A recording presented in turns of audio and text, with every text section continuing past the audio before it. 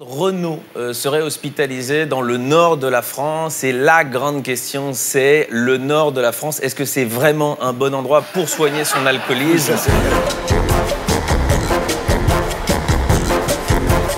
Et maintenant, c'est l'heure des infos de Viso.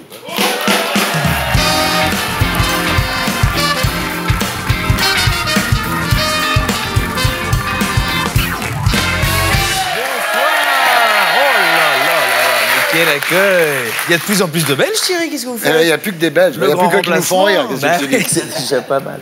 Allez, on se lance l'actualité politique française.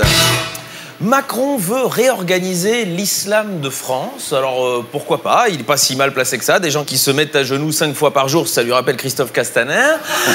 Cela étant, si Macron fait réécrire le Coran comme il a fait réécrire le Code du travail, les musulmans en France, ils vont vite se mettre à prier en direction du MEDEF et à crier Jupiter ou Akbar.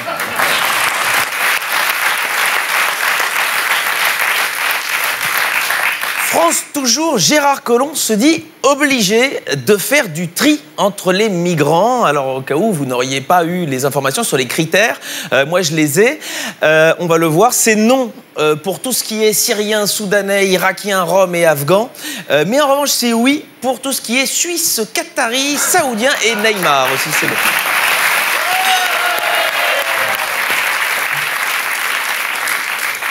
Passons à gauche.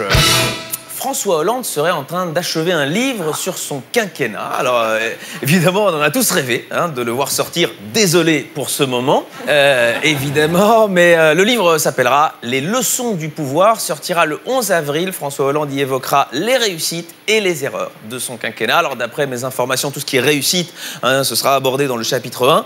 Et puis, les chapitres 2 à 87 seront consacrés aux erreurs du quinquennat.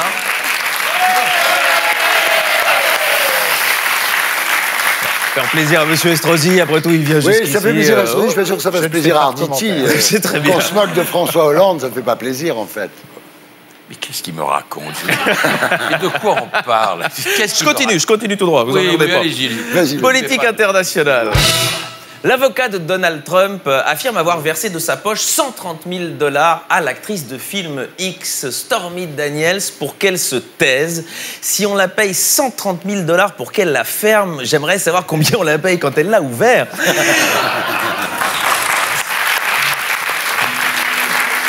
Ah ouais. À 130 000 quand même, ouais. Stormy Daniels aurait bel et bien eu des rapports sexuels avec Trump en juillet 2006 en marge d'un tournoi de golf. Et c'est vrai que 130 000 $ pour un 3 trous, bon, c'est cher payé. C'est raffiné. Mais il n'était pas comme ça avant. Non, voilà, depuis que je le connais. Était sur France Inter et il est dans la tradition du lament. Société. Pour Cédric Villani, les résultats des jeunes Français en maths sont extrêmement vexants. Et il a raison parce que je vais vous dire, les jeunes Français, on distingue vraiment 3 grandes catégories. Il y a ceux qui savent compter et il y a ceux qui ne savent pas compter.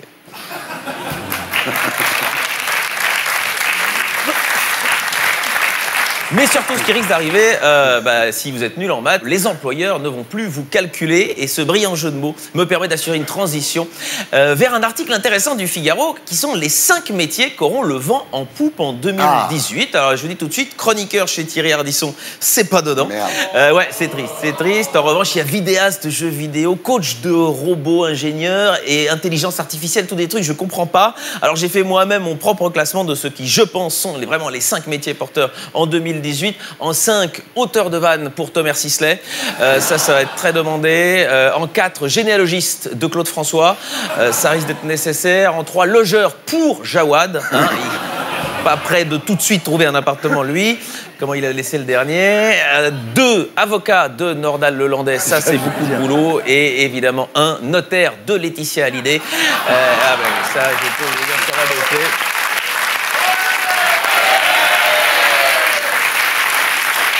Ce qui nous conduit à l'événement de la semaine. Laura Smet et David Hallyday vont contester le testament de leur père Johnny Hallyday. L'occasion de revenir un petit peu sur les grandes étapes de la relation conflictuelle quand même entre Laura Smet et Laetitia Hallyday. Alors on va le voir, au début c'était que je t'aime. On a même été jusqu'à je te promets. C'est arrivé à j'oublierai ton nom. Et après la mort de Johnny, ça a allumé le feu. Ce qui a fait du noir c'est noir. Et on espère que ça ne se finira pas dans le pénitencier.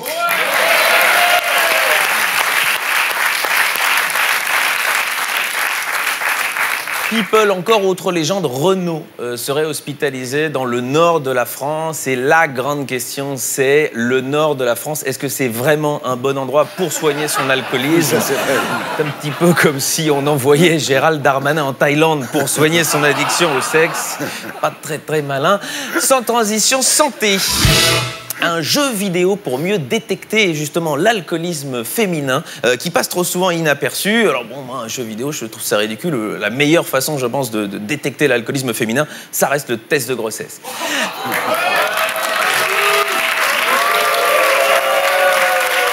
Je m'y attendais, tiens. Ouais, bah oui. Allez, les brèves. Et là, c'est un peu pour Laura et moi. À La Roche-sur-Yon, on frôle l'incident diplomatique avec la Belgique. En fait, le maire a voulu rebaptiser le square Albert Ier, ancien roi des Belges, en esplanade Simone Veil. Et l'ambassadeur de Belgique, pas content, lui a écrit un courrier. Alors, rassurez-vous, si le conflit éclate, on n'est pas hyper dangereux militairement parlant. J'ai ressorti d'ailleurs un article de la presse belge en 2014. Il y a eu une collision entre 5 tanks de l'armée belge. Ils voulaient éviter un tracteur. Alors ça vous explique un peu pourquoi en 40 les Allemands sont quand même arrivés assez vite chez vous. Voilà, vous deviez jamais les voir, mais il y a eu un moment, il y a eu une mouche et ça nous a complètement mis dedans.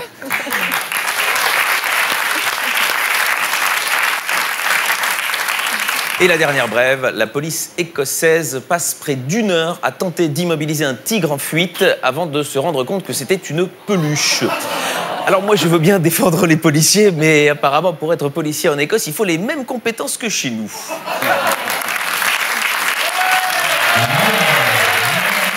Allez, la culture. Je vais relever le niveau. Enfin, j'espère. Oui, Chaque semaine, je propose de visiter un musée ou une exposition. On était à Nice, d'ailleurs, la semaine dernière, dans le musée d'art moderne. Et on va à Saint-Étienne cette semaine, l'un des plus importants musées d'art moderne de France. Et jusqu'au 8 avril, c'est une star qu'on expose, c'est Anish Kapoor. Anish Kapoor, artiste plasticien britannique, né d'un père indien et d'une mère née à Bagdad d'une famille juive, un juif irako-anglo-indien. Son acte de naissance, ils l'ont pas déposé à la mairie, ils l'ont directement déposé à l'ONU. Anish Kapoor, on le connaît surtout évidemment pour cette œuvre exposée dans les jardins de Versailles, appelée Le vagin de la reine. Heureusement qu'il n'a pas fait le clitoris de la reine, sinon les visiteurs masculins n'auraient jamais trouvé l'œuvre.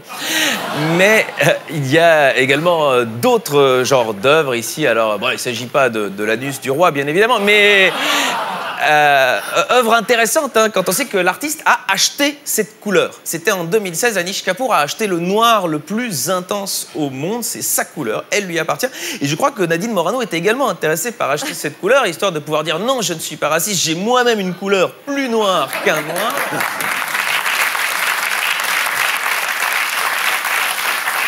Mais l'exposition à Saint-Étienne porte sur une autre couleur, et ce n'est pas le vert, c'est le rouge. Elle s'intitule My Red Homeland, avec notamment des œuvres comme celle-ci. Alors c'est violent, et on se dit que si effectivement il l'avait posé dans le vagin de la reine 5 jours par mois, ça nous aurait fait rigoler. Et c'est pas la plus raffinée. Autre pièce de l'expo, voilà, une œuvre qui n'est pas sans rappeler le foie de Gérard Depardieu. Et voilà, ça c'est très joli aussi, vous voyez. C'est une œuvre d'anticipation. Il s'agit de la crémation de Michou. Et...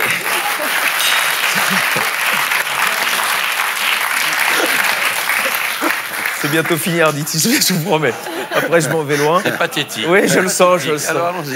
Et enfin, voilà, cette œuvre qui est assez jolie, c'est un canon qui semble envoyer directement du sang. C'est assez joli. Et je pense même qu'Anish Kapoor accepterait de vous le prêter, monsieur Estrosi, pour la prochaine visite d'Éric Ciotti à la mairie de Nice.